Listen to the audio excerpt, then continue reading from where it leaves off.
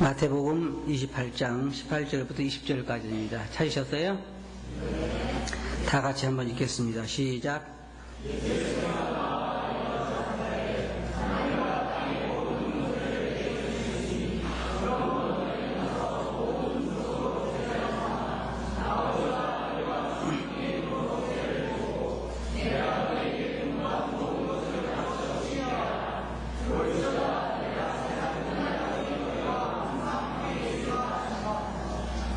네, 감사합니다.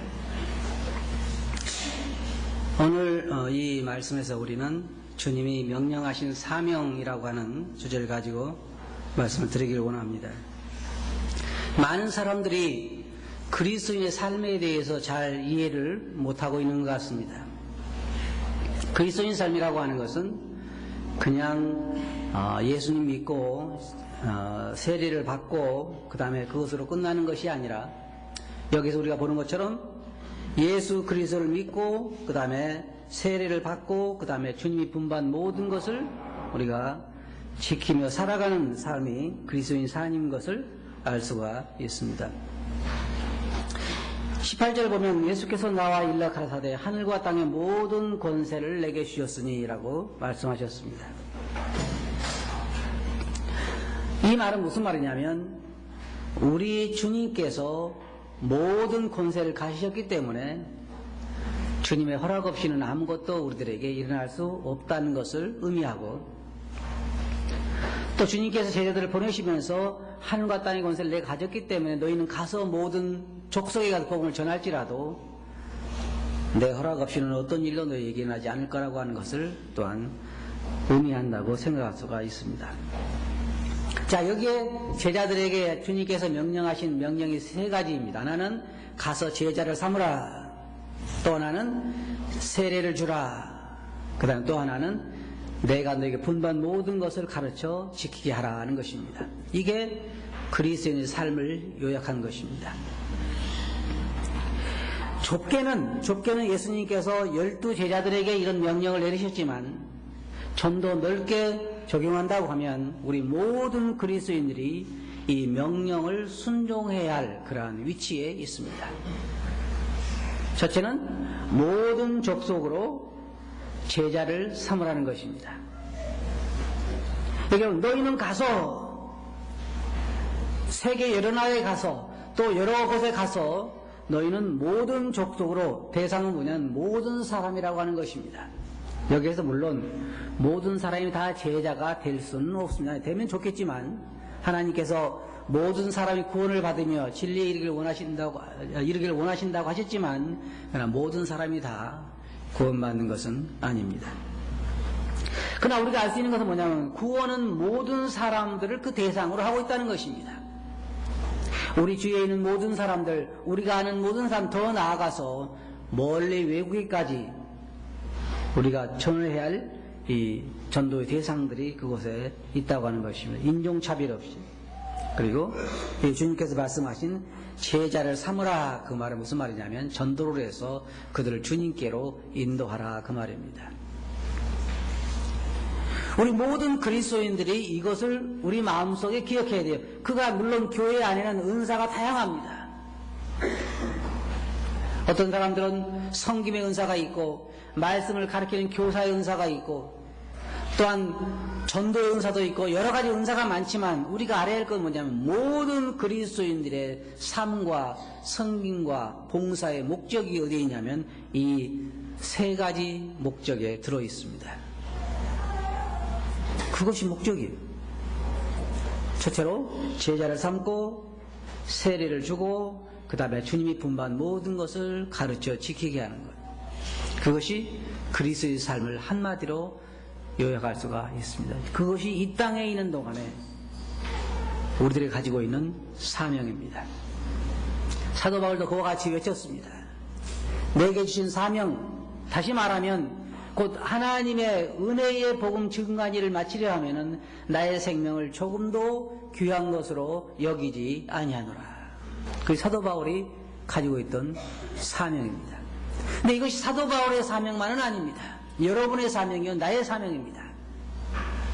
상관없이 여러분들이 뭐 직장에 나가시든 아니면 장사를 하시든 아니면 무슨 뭘 하시든 상관없이 그 모든 삶의 목적은 이 세 가지에 집중되어 있어야 하는 것입니다. 그래야 나는 현재 올바른 길을 가고 있는 거예요. 그리스도인 삶은 제가 가만히 생각해 보면요, 우리가 어떤 사람들이 이렇게 이야기하는 것 같아요. 우리가 수양이라든지 여기 학생들이 운동회 하면은 과자 따먹기 게임이 있죠. 과자를 줄에다 매가지고 쭉 해놓고 그 다음에 여기 달려가지고 얼른 과자를 따먹고 오는 거잖아요. 어떤 사람들은 그리스도인 삶을 그렇게 이해하는 것 같아요. 그냥 가다 구원 따먹고 그만두는 거예요. 그 사람들이 보면은 나는 구원받았다, 나는 이제 하늘에 간다, 그것으로 끝이에요. 그 후에 여기 말씀 보면 내가 너에게 분반 모든 것을 가르쳐 지키게 하라고 하는 이 부분이 굉장히 중요한 부분이 많은 사람들에게서는 사라졌어요. 어떤 사람들은 복음을 줄줄줄 외우고 있어요. 예수님께서 내가 죽을 수밖에 없는 죄인인데 예수님께서 나를 위해 십자가에 돌아가시고 내 죄를 용서하시고 나는 영원한 생명 얻었다. 너무너무나 복음을 잘 알고 있습니다. 근데 문제는 그 후의 부분이 없어요. 자, 이게 먼저 보면 우리가 지금 살펴보는 대로 너희는 가서 모든 족속으로 제자를 삼으라. 이것이 여러분들이 맡은 명령입니다. 제가 가지고 있는 명령이에요. 여러분 직장 생활 하실 때 위에 있는 사장님께서 여러분의 명령을 하시면 여러분 뭐라고 말합니까? 생각을 좀 해보죠. 제가요, 마음은 원이지만 별로 육신이 오늘 건강이 안 좋네요. 그러면 그 직장 오래 나가기 어려울 것입니다. 군대도 마찬가지고 모든 사회에서 권력을 가진 분이 명령이라고 하면 그 명령은 즉시 시행됩니다. 우리 주님께서 제자들을 앞에 두고 엄하게 명하시기를 너희는 세계 여러 나라로 가서 땅의 모든 나라로 가서 제자를 삼으라. 그리고 세례를 주라. 그리고 내가 너희 분반 모든 가를 지키게 하라. 이것이 제자들에게 엄하게 명했던 주님의 명령이고 그것이 여러분과 저에게 오늘날 주님께서 주시는 명령입니다. 이 명령을 수행하기 위해서 제가 지금 살고 있고 이 명령을 수행하기 위해서 지금 여러분이 살고 있고 여러분이 존재하는 것입니다. 그것이 그리스도인이라고 하는 것이에요. 자, 이게 두 번째로 보면 너희는 가서 그들 제자를 삼고 세례를 주라 그랬습니다. 아버지와 아들과 성령의 이름으로 세례를 주라 그랬어요. 여러분 잘 기억하시기 바랍니다. 세례도 주님의 명령입니다. 이는 받아도 되고 안 받아도 되고 하는 것이 아니에요.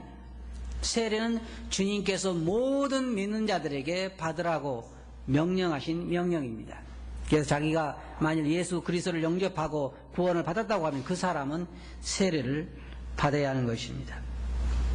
주님을 믿는 모든 사람들이 주님이 명하신 세례를 받아야 되는데 여기에서 주님께서 우리에게 그와 같이 명령하고 있습니다. 너에게 아버지와 아들과 성령 이름으로 세례를 주고,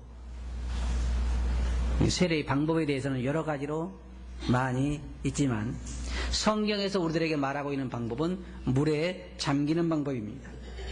마태복음 3장 16절 보면 예수께서 세례를 받으시고 곧 물에서 올라오실새 하늘이 열리고 하나님의 성령이 비둘기같이 내려 자기 위에 임하심을 보시더니 라고, 예수님이 세례 받을 때는 물에 내려가서 물에서 세례를 받고 물에서 올라오셨다라고 성경에 말하고 있고, 요한복음 3장 23절 보면 요한도 살렘 가까운 에논에서 세례를 주니 거기 물들이 많음이라 사람들이 와서 세례를 받더라 그랬습니다.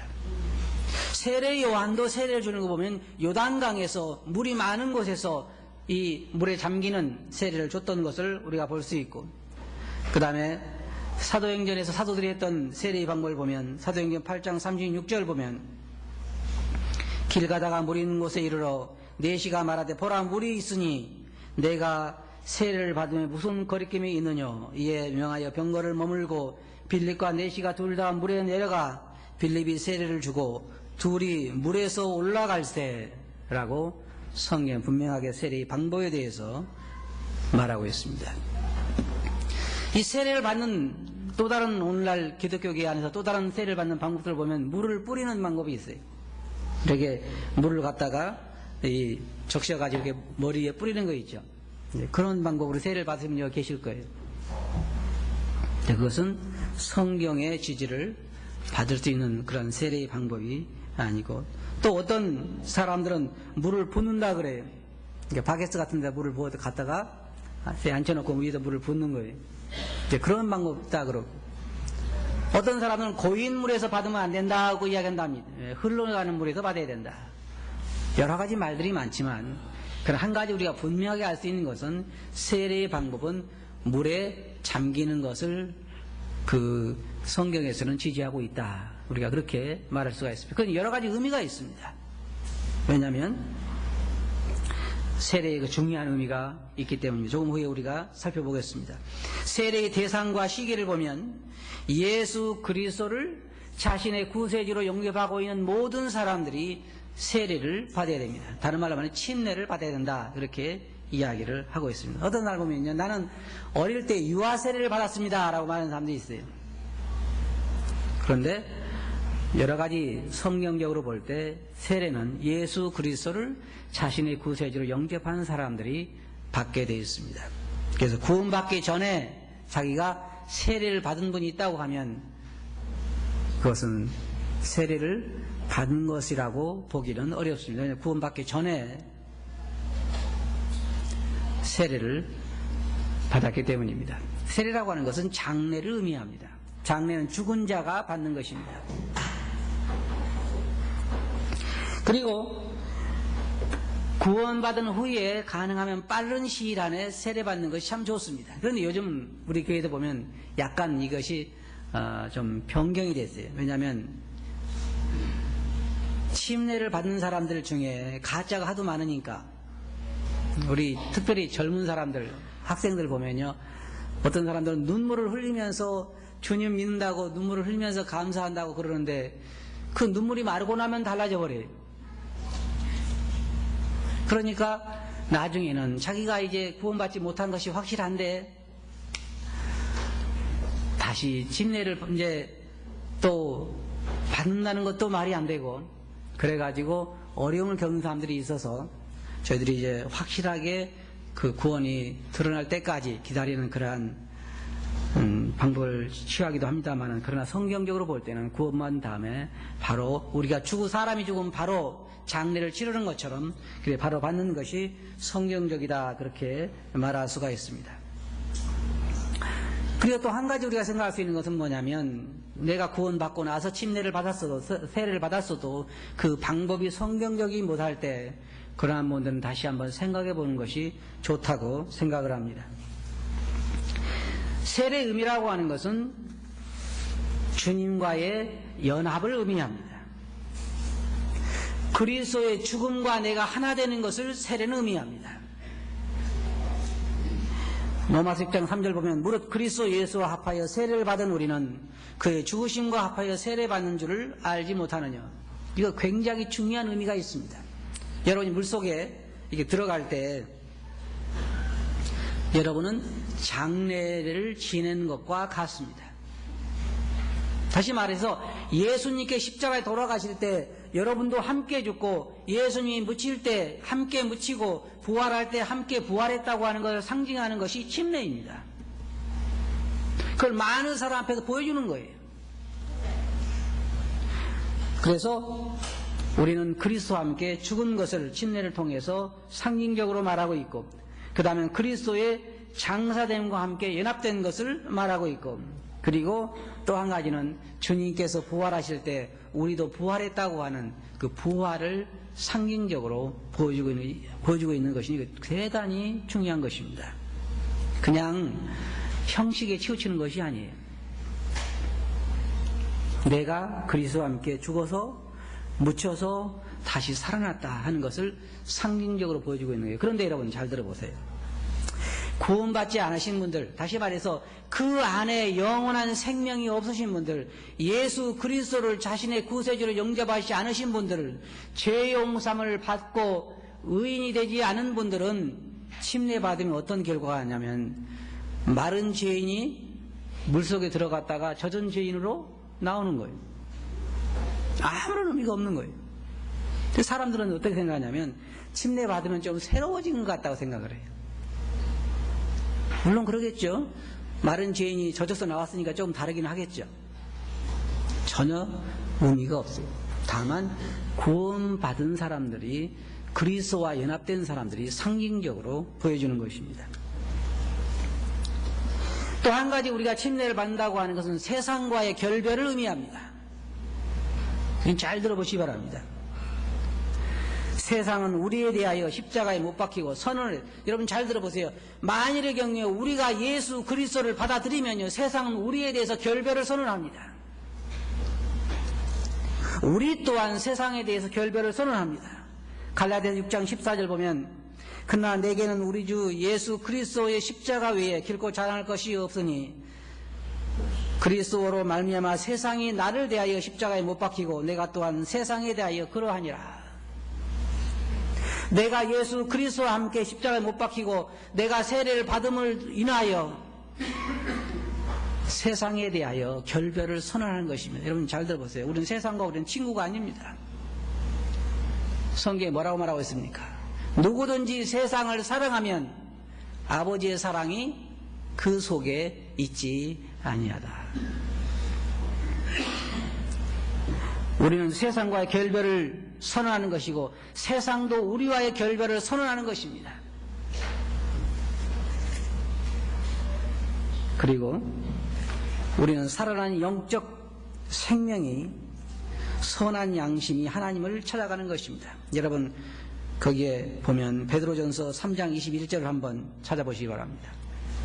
베드로전서 3장 21절.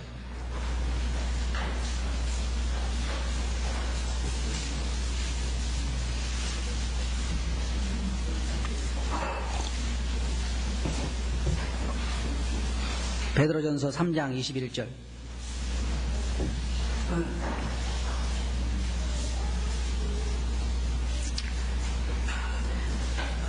거기 보면 물은 예수 그리스도의 부활하심으로 말미암아 이제 너희를 구원하는 편이 곧 세례라. 육체의 더러운 것을 제하여버림이 아니요 오직 선한 양심이 하나님을 향하여 찾아가는 것이라.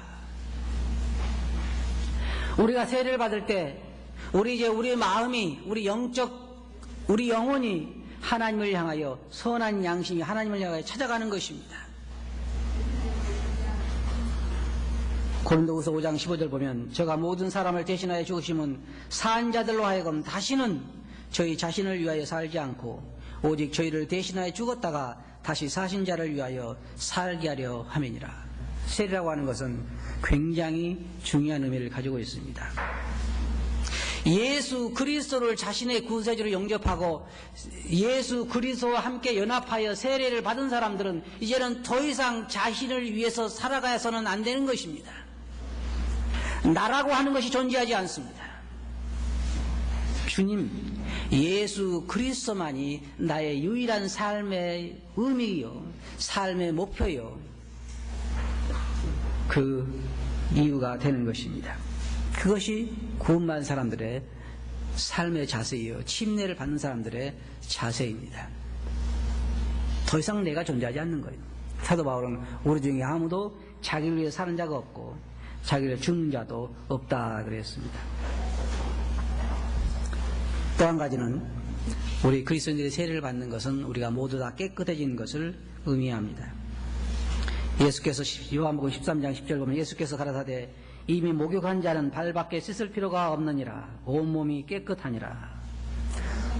우리 그리스도인들은 예수 그리스도의 피로 말미암아 다 깨끗하게 된 사람들입니다. 자, 세 번째로, 첫째로는 너희는 가서 모든 족속으로 제자를 삼으라. 이게 여러분들이 가지고 있는 받은 명령이고, 두 번째로는 그 사람들, 예수 그리스도를 믿는 사람들에게 세례를 주라 하는 것이요.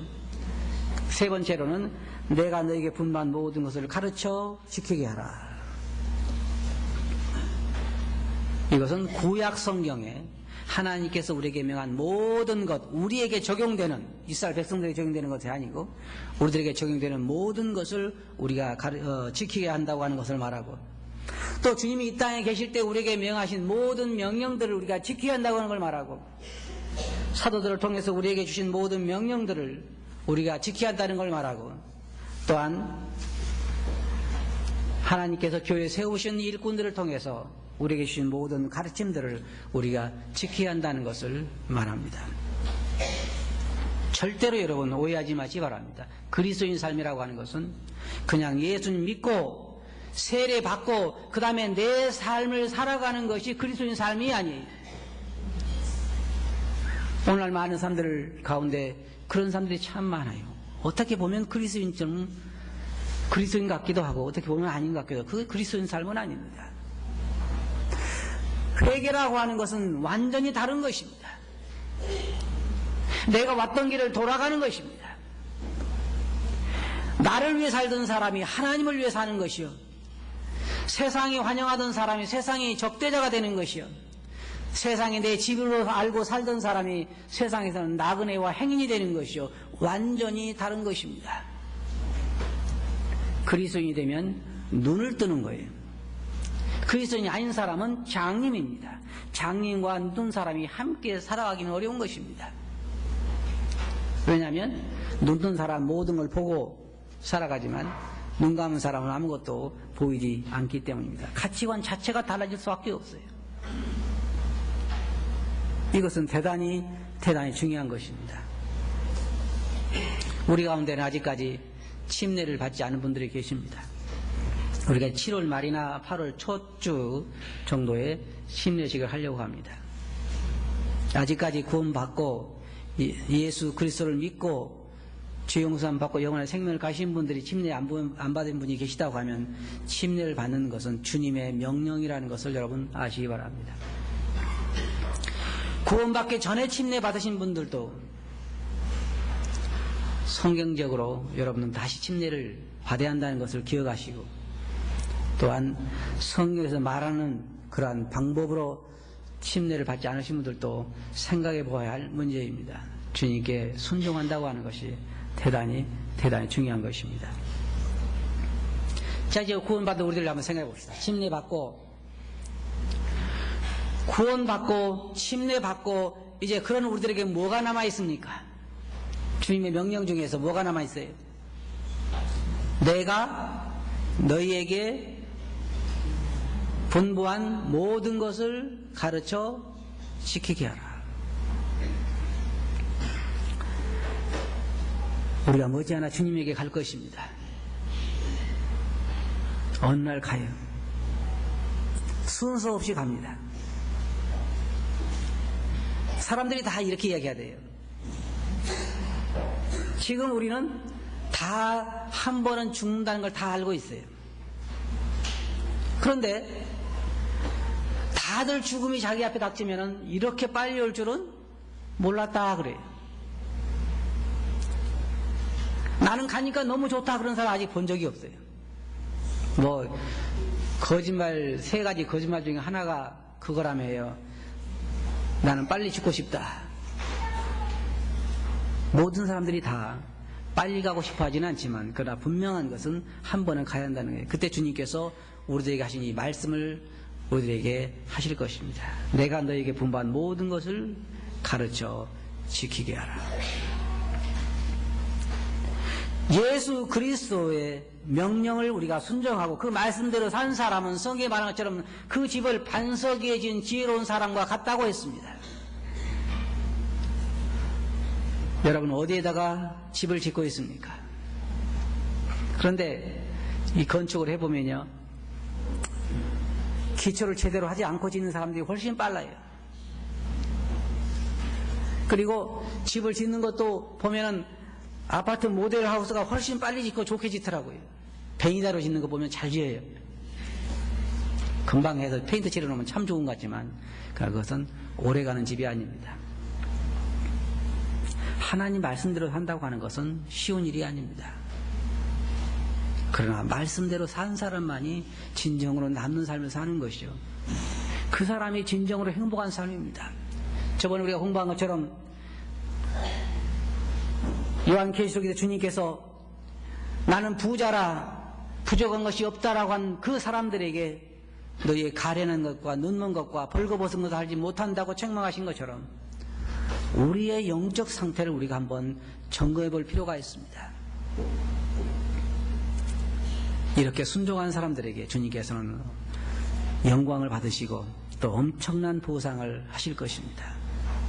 여러분들 아직까지 잘 상상이 안 갈 거예요. 하늘나라가 주님께서 얼마나 여러분들을 보상하실지 여러분 아직 상상이 안 갈 것입니다. 그때 주님께서 여러분들에게 잘했다 착하고 충성된 종아, 내가 적은 일에 충성했으니 큰 것을 내게 맡기겠다라고 말씀하시고 여러분들에게 많은 보상을 하실 것입니다. 우리는 참 복받은 사람들입니다. 어쩌다 이런 복을 받았는지 잘 모르겠어요. 하지만 우리는 엄청난 복을 받은 사람이고 영원한 생명을 가지고 있는 사람들이고 하늘의 영원한 기업을 가지고 있는 사람들이고, 이번에 마이클 잭슨인가 어떤 그 가수가 죽었는데 유산이 꽤 많다고 사람들이 관심이 많더라고요. 여러분이 하늘에 가면 여러분 재산은 얼마나 됩니까? 계산 안 해봤죠? 제가 생각할 때 아마도 계산을 아주 잘하는 전문적인 계산하는 사람들이 한 1000명이 모여서 수십 년을 계산한다 할지라도 여러분들이 받은 재산을 다 계산할 수는 없을 것입니다. 엄청난 유업을 하나님께서 우리들에게 약속하셨어요. 그가 창세전에 우리에게 하늘에 속한 모든 신령한 복으로 우리에게 복 주셨다 그랬습니다. 그래서 주님께서 우리에게 말씀하시는 잠깐만 고생하라는 거예요. 한번 여러분들 여쭤보겠습니다. 세상이 여러분들을 내쫓았습니까? 네? 세상이 여러분을 내쫓았어요? 친구 삼자 그래요? 사도 바울은 이렇게 얘기합니다. 내가 세상에 대하여 십자가에 못 박히고 세상은 나에 대하여 십자가에 못 박혔다. 이 말은 무슨 말이냐면요, 세상은 나를 차버렸고, 그러죠? 나는 세상을 차버렸다. 그러면 제가 다시 한번 질문해 볼게요. 여러분은 세상을 차버렸습니까? 너무 좋아서 안 찾죠? 그럼 세상은 여러분을 차버렸습니까? 그건 맞습니다. 여러분이 어떻게 착각을 하든지 상관없어요. 세상은 여러분을 이미 차버렸어요. 여러분만 좋다고 껴안고 있는 것이 세상은 벌써 여러분을 차버렸어요. 언제 차버렸냐? 여러분이 예수 그리스도를 영접한 순간에 여러분은 세상에 속한 것이 아니요 하늘에 속했기 때문에 세상은 여러분을 버렸어요. 그럼 누가 미련을 가지고 붙잡고 있는 거예요? 네? 내가. 네, 사도 바울처럼 여러분도 세상과 이제 이혼을 하세요. 계속 사랑한다고 쫓아다니지 말고 세상이 여러분을 차버렸으니까 여러분도 세상을 이제는 차버려야 하는 것입니다. 그게 사도 바울이 우리에게 가르쳐 있는데 침례가 그것을 너무나도 우리들에게 잘 보여주고 있습니다. 여러분, 침례의 의미를 깊이 생각해 보시기 바랍니다.